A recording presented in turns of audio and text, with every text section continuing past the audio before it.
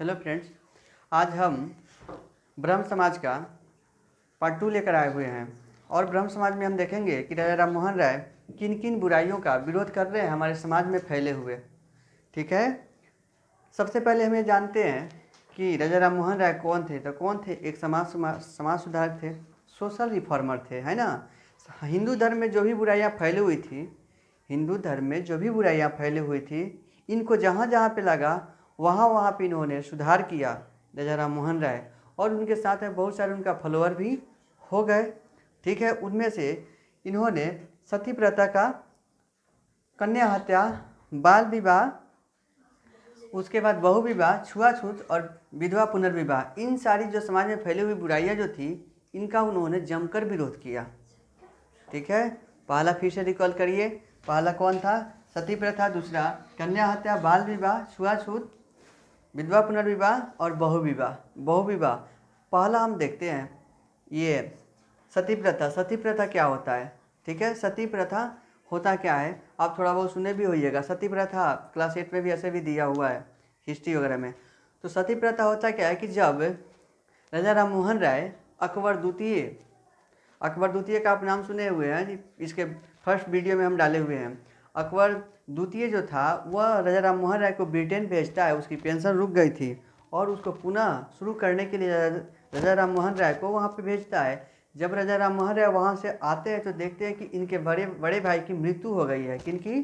राजा राम मोहन राय की बड़े भाई की मृत्यु हो गई है।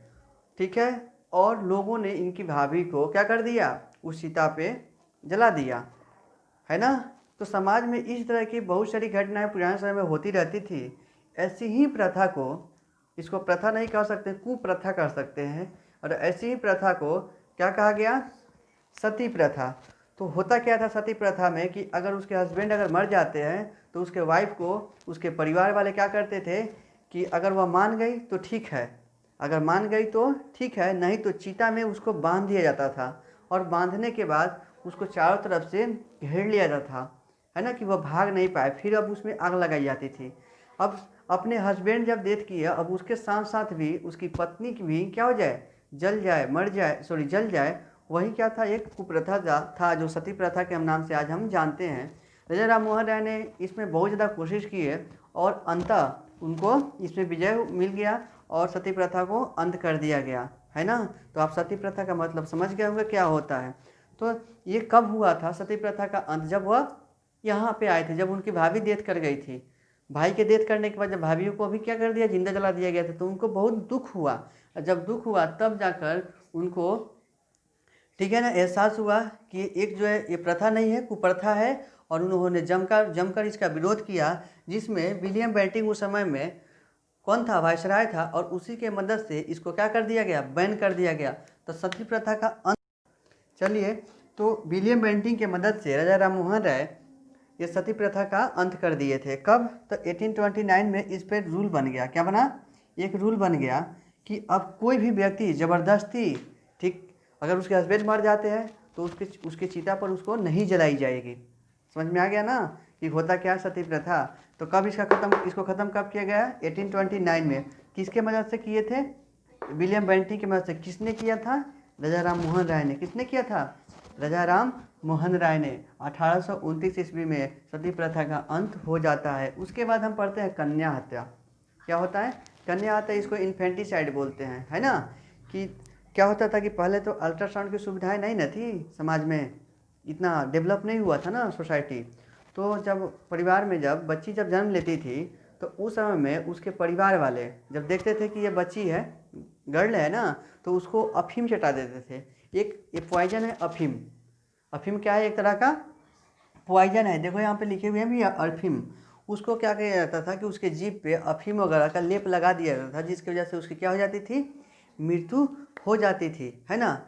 अब मान लीजिए कि समाज में केवल मेल ही रहे, फीमेल ही नहीं रहे, तो हमारी सोसाइटी में जो अनइक्वलिटी होगा ना वो बढ़ेगा, इक्वलिटी नहीं बढ़ेगा, है ना। इसीलिए सेक्स रेशियो हमेशा होना ज़रूरी होता है। तो उसके माता पिता क्या करते थे? अफीम चटा वगैरह देते थे। तो यही था यहाँ पे कन्या हत्या। समझ में आ गया होगा कन्या हत्या क्या था। ठीक है, आ गया समझ में कन्या हत्या क्या है। विलियम बेंटिंक इसमें भी क्या हुआ कि उस समय विलियम बेंटिंक वायसराय था, उसी के मदद से इसको भी रोका गया। किसको रोका गया? कि कोई भी व्यक्ति अपने बच्ची को अफीम जटाकर नहीं मार सकता है, उसके लिए नियम बना दिया। कौन बनाया? William Bentinck. कौन बनाया? William Bentinck. तो राजा राम मोहन राय के, ठीक है ना, सहयोग से, राजा राम मोहन राय के प्रयास से विलियम बेंटिंक ने, ठीक है, बाल विवाह कन्या हत्या को रोक लगा दिया। कन्या हत्या पे रोक लगा दिया। तो कौन से महापुरुष थे जिसके प्रयास से कन्या हत्या पे रोक लगा दी गई? तो राजा राम मोहन राय। किसके मदद से राजा राम मोहन राय ऐसा किए? William Bentinck. तो ये कब हुआ था? 1830 में, ठीक है, कन्या हत्या पे रोक लगा दिया गया। समझ में आ गया? तो हम दो बुराइयां पढ़ ली अपने समाज की। पहला सती प्रथा, दूसरा क्या पढ़े? कन्या हत्या। अब हम तीसरी पढ़ने जा रहे हैं बाल विवाह, है ना। अब बाल विवाह क्या होता है कि बच्चा को पता ही नहीं है कि हमारा शादी भी हो रहा है। उस समय में उसका शादी हुआ करता था। समझ में आया? अगर बच्ची 6 की है तो 18 के लड़के से शादी हो जाती थी। ऐसे 3 गुना 4 गुना, ठीक है ना, अपने से बड़े लड़कों से उसके परिवार वाले क्या करते थे? लड़कियों से 3 गुना 4 गुना उम्र में लड़के खोज कर उससे शादी कर दिया करते थे। अब जिस समय उसका मरने का डेट आएगा, मतलब समय आएगा, उस समय लड़की पूरी तरह से यंग होगी। अब जब वह मर जाएगा तो उसको फिर से फेंक दिया जाएगा, चलिए चिता पे। मतलब एक हम तुमको बात कर रहे हैं, तो उसका समय आके मर गया। अभी तो ये यंग हुई है, अब इसको उसके चिता में मरना जरूरी है। यही हमारे समाज में बुराइयाँ थी, जिसको हम सती प्रथा हम कह रहे हैं, है ना। तो याद रखिएगा कि बाल विवाह क्या होता है कि कम उम्र में ही शादी हो जाना क्या कहलाता है? बाल विवाह। और लड़की अगर 6 की होगी तो उसे 3 गुना 4 गुना उम्र के 4 गुना उम्र के लड़कों की से शादी उसकी कर दी जाती थी। समझ में आ गया? अगर लड़का कितने का है? 12 का है तो लड़की कितने की होगी? लड़का अगर 48 का है तो लड़की कितने की होगी? 12 की होगी। चाहे अगर लड़की 12 की होगी तो लड़का कितने का होगा? 48 का होगा। इसे मैथमेटिकली हिसाब नहीं घबराइएगा, ठीक है, दोनों तरफ से हम कहे हैं। तो इस पे भी एक कानून बना जिसको हम शारदा एक्ट के नाम से जानते हैं। अगर पूछा जाए कि शारदा एक्ट क्या होता है, तो यही बाल विवाह को रोकने के लिए जो नियम बनाए गए थे उसी को हम शारदा एक्ट भी कहते हैं। और ये नियम कब बनाया गया था? 1930 ईस्वी में बनाया गया था। कब बनाया गया था? 1930 ईस्वी में। सब 1800 की है, लेकिन ये 1930 की बात है।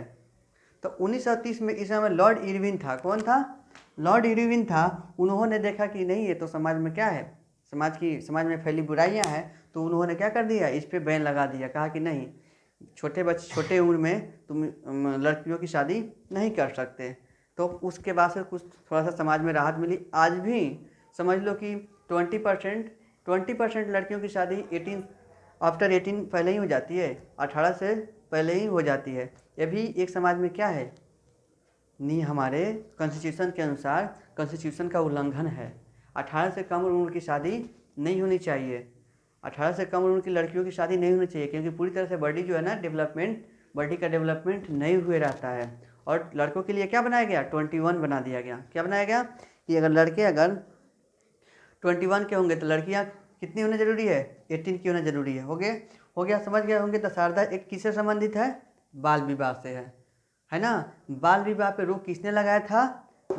लॉर्ड इरविन ने लगाया था। कब लगाया था? 1930 में लगाया था। उसके बाद ये खत्म हो गया। हम आते हैं बहुविवाह। बहुविवाह का मतलब आप समझ में आपको आ गया होगा। बहु का मतलब होता है अनेक, ठीक है ना, मेनी मैरिज। समझ में आया? बहु विवाह का मतलब होता है कि एक से अधिक लड़कियों से क्या करनी है? शादी कर लेना, है ना। इसी को क्या बोलते हैं? बहु विवाह बोलते हैं, है ना। मान लीजिए कि परिवार में अगर एक ही लड़की से शादी अगर होती है, 2-4 बच्चे हो जाते हैं, तो अच्छे से खर्च, बहुत सारे ऐसे लोग हैं जिनसे नहीं चल पाता है, लेकिन वो क्या करते थे? इसको छोड़ो, उससे करो, इस तरह से। जैसे आप पढ़े होंगे, ये 22 शादियाँ कर रखा था। कौन? शाहजहाँ ने। शाहजहाँ 22 शादियाँ कर रखा था। खैर, वो बादशाह था, उसके पास संसाधन की कमी नहीं थी। लेकिन अभी के समय में संसाधन कम पड़ गया है इंसान के पास, है ना। तो अभी एक ही शादी वाजिब है ना। अब उसके बाद जब ये बहुविवाह का जो नियम आया, वो भारत सरकार देखा कि इसमें बहुत सारी, इसमें भी क्या है, प्रॉब्लम्स हैं। तो भारत सरकार द्वारा 1955 ईस्वी में, ठीक है, हिंदू विवाह अधिनियम लेकर आ गया। क्या लेकर आ गया? हिंदू विवाह अधिनियम। कब आया था? 1955 ईस्वी में। किसने लेकर आया? भारत सरकार ने लेकर आ गया। कहा कि नहीं, अब आप शादी जो है ना एक से अनेक नहीं कर सकते हैं, एक से अनेक नहीं कर सकते हैं, है ना। उसके लिए जो नियम बनाया गया उसी को हम हिंदू विवाह अधिनियम कहते हैं। बहुविवाह को रोकने के लिए, अब देखो, बहुविवाह को रोकने के लिए ये नियम बनाया गया। मुसलमान इसमें है, इनके लिए नियम बनाया गया था कि वो 4 शादियाँ कर सकते हैं। कौन? मुस्लिम्स जो हैं वो 4 शादियाँ कर सकते हैं। और तुमको पता ही है कि हिंदू ज़्यादा शादी नहीं करते, इस सब चक्कर में ज़्यादा नहीं रहते हैं। उसके बाद आर्टिकल 25 हमारा कहता है, कौन सा आर्टिकल? आर्टिकल 25 कहता है कि अगर आप मुस्लिम हैं तो आप हिंदू धर्म में आ सकते हैं, चाहे आप ईसाई बन सकते हैं। चाहे आप ईसाई हैं तो हिंदू बन सकते हैं, चाहे आप हिंदू हैं तो ईसाई बन सकते हैं। हमारा यह कॉन्स्टिट्यूशन जो है, हमारा संविधान जो है, ये अधिकार देता है भारत में रहने वाले नागरिक को कि वो अपने मन के मुताबिक किसी भी धर्म को क्या कर सकता है? मान सकता है। आपने नाम सुना होगा लव जिहादिया। क्या होता है कि मुसलमान लड़के होते हैं, वो क्या करते हैं कि अपना नाम सोनू मोनू जो भी है अपना रख लेते हैं और इसमें लड़कियों के अपने जाल में फंसा लेते हैं। फिर उसके बाद शादी से पहले उनका कुरान का नियम है, कहता है कि उसको पहले अपने धर्म में लेकर आ जाओ, है ना, फिर उसके बाद शादी करना। तो ऐसा अगर नहीं करने पर क्या किया जाता है?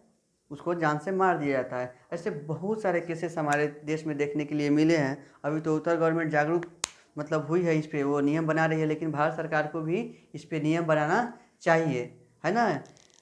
तो यही बात है कि आर्टिकल 25 के तहत हम किसी भी धर्म को मान सकते हैं, है ना। किसी भी धर्म को मानने के लिए हम स्वतंत्र हैं। तो अब बहुविवाह समझ गए होंगे।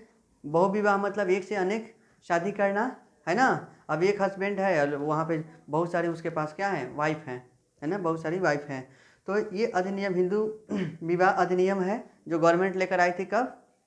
1955 में आई थी। बहुविवाह को रोकने के लिए। किसको रोकने के लिए? बहुविवाह को रोकने के लिए, है ना। मुस्लिम कितने शादियाँ कर सकते हैं इस नियम के अनुसार? 4। आर्टिकल 25 क्या अनुमति देती है कि हम किसी भी धर्म को मान सकते हैं। चलिए उसके बाद हम छुआछूत को लेते हैं।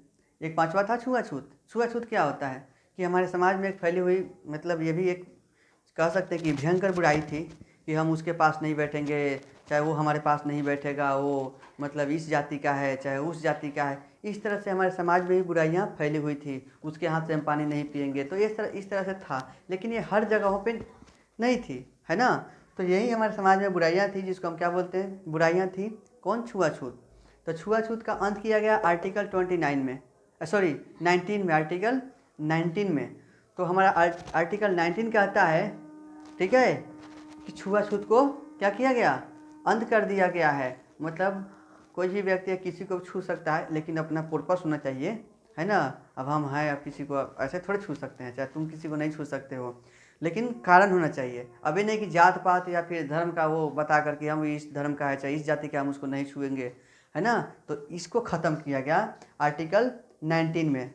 उसके बाद आ गया एक और भी हमारे समाज में बुराइयाँ थी, जो विधवा पुनर्विवाह। अब हम यहाँ से शुरू किए थे। कौन से? सती प्रथा से। और हम यहाँ पे देख रहे हैं विधवा पुनर्विवाह। अब जो महिला वुमेन डेथ नहीं करेगी, वह सती प्रथा रोक दिया गया। तो महिलाएं क्या हो जाएंगी अब हमारे समाज में? अब तो अनमैरिड, अब सॉरी, मतलब वो क्या हो जाएंगी? अब विडो हो जाएंगी, विधवा हो जाएंगी। जब अगर विधवा होंगी तो उनको शादी करने की ज़रूरत है या नहीं है? अब उनके उम्र के हिसाब से उनको शादी करने का अधिकार है। अब उनके ऊपर निर्भर करता है कि वह करती हैं चाहे नहीं करती हैं। तो उसके लिए नियम लेकर आया गया जिसका नाम था विधवा पुनर्विवाह। और इसको विधवा पुनर्विवाह नियम को, ठीक है, सपोर्ट तो किए ही थे राजा राम मोहन राय, लेकिन सबसे ज़्यादा प्रयास इसमें किए थे ईश्वर चंद्र विद्यासागर। किसने प्रयास किया था? ईश्वर चंद्र। कौन किए थे? ईश्वर चंद्र। इनको कोलकाता कॉलेज से, ठीक है, ईश्वर चंद्र का उपाधि मिला हुआ था। किनको? ईश्वर चंद्र विद्यासागर को। इन्होंने विधवा पुनर्विवाह पर बहुत ज़्यादा जोर दिया, और जोर देने के बाद, है ना, 1856 ईस्वी में एक नियम बनाया गया कि अब जो महिलाएं विडो है, मतलब विधवा है, वह पुनः अपना शादी फिर से कर सकती है। अब अगर समाज में वो बोझ बनकर नहीं न रहेंगी। शुरू शुरू में कुछ प्रॉब्लम्स हुआ, लेकिन ईश्वर चंद्र विद्यासागर इस नियम के बहुत ज़्यादा समर्थक थे। तो उनके पास 2 अपने बेटे थे, उन्होंने दोनों बेटे की शादी विधवा महिलाएं से ही करा दी कि हम इस नियम का समर्थन करते हैं, तो वो नियम पहले हम पे ही लागू होनी चाहिए। इसीलिए उन्होंने दोनों बेटे की शादी किससे करा दी? किससे करा दी? विधवा महिलाओं से ही करा दी। समझ में आ गया होगा। तो यही था विधवा पुनर्विवाह, है ना, विधवा पुनर्विवाह। फिर से इसके लिए कब नियम बनाया गया? 1856 में ईश्वर चंद्र विद्यासागर में। उस समय में भारत का गवर्नर, उस समय में भारत का गवर्नर जनरल कौन था? ठीक है, कौन था? लॉर्ड डलहौजी। कौन था? लॉर्ड डलहौजी था। LD का मतलब लॉर्ड डलहौजी था। और लॉर्ड डलहौजी के मदद से ही ईश्वर चंद्र विद्यासागर जो थे विधवा पुनर्विवाह का, ठीक है, विधवा पुनर्विवाह के लिए नियम लेकर आए। अब यहाँ से महिलाएं स्वतंत्र है, वो अपनी शादी अपने वो मनपसंद से कर सकती है। समझ में आ गया। तो यही था मेरा ब्रह्म समाज। और थोड़ा बहुत इसमें अगर बच गया है तो हम वो आगे थोड़ा लेकर आते हैं। इसमें जो था हम लोग पढ़े थे Lord William Bentinck. Lord William Bentinck भारतीय समाज को सुधारने के लिए बहुत अथक प्रयास किए। कौन? लॉर्ड विलियम बेंटिंग भारतीय समाज को सुधारने के लिए अथक प्रयास किए। इसीलिए इनको, लॉर्ड विलियम बेंटिंग को ठगी प्रथा होगा, एक ठगी भी प्रथा था, ठीक है, उसको भी इन्होंने ही अंत किया था। ठीक है, फर्स्ट समाज सुधारक इन्हें ही कहा जाता है। किनको? लॉर्ड विलियम बेंटिंग को। तो लॉर्ड विलियम बेंटिंग को प्रथम भारतीय समाज सुधारक के नाम से जाना जाता है। तो जब यह बात अगर आ जाए कहीं कहीं कोई कंपटीशन में, तो आप हमेशा बात याद रखेंगे कि फर्स्ट समाज सुधारक किसे कहा जाता है? तो भारत में लॉर्ड विलियम बेंटिंग को ही कहा जाता है। चलिए, थैंक यू। ये हमारा फर्स्ट हिस्ट्री का वीडियो था। इसके बाद हम ऐसे जितने भी समाज सुधार हुए हैं हमारे देश में, हम उस पर वीडियो बनाकर आपके लिए लेकर आएंगे। आप हमारे साथ बने रहिएगा। और जो भी हमारा वीडियो देखिएगा उसको थोड़ा सा लाइक वगैरह, सब्सक्राइब वगैरह कर दीजिएगा। कहीं मन करे तो सेंड भी कर दीजिएगा।